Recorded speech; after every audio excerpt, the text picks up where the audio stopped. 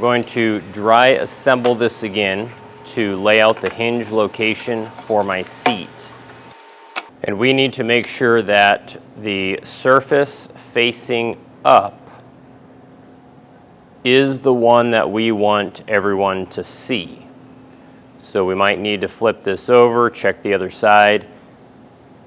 This here is the surface that I want to be the top. Now from the back, we can see where that routered portion has allowed the seat to sit flat on that rear rail. So I'm going to put a little arrow pointing to the location where the hinge needs to go. That arrow is not determining the left to right positioning of the seat, just that the hinge needs to be connected here.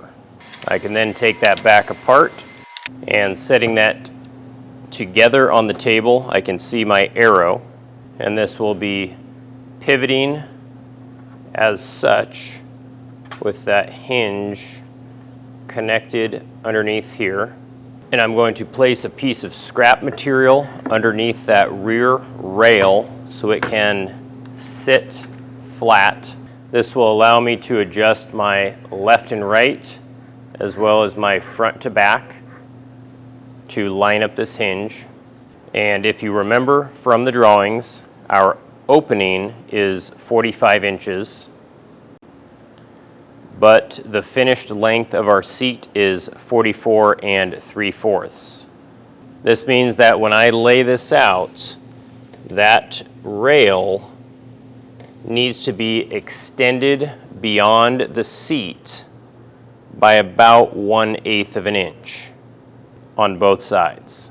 Additionally, my paint clearance line on the hinge needs to be lined up with the back edge of that seat.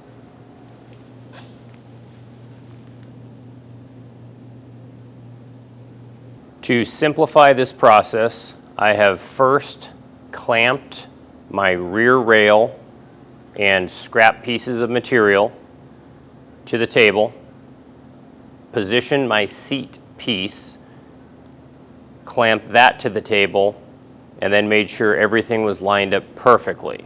This will allow me to drill 3 hole locations and install 3 screws.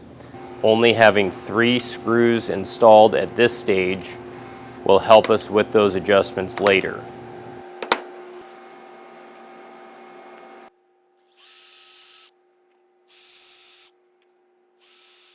And we can then install those 3 screws by hand with just a little bit of bar soap on the threads.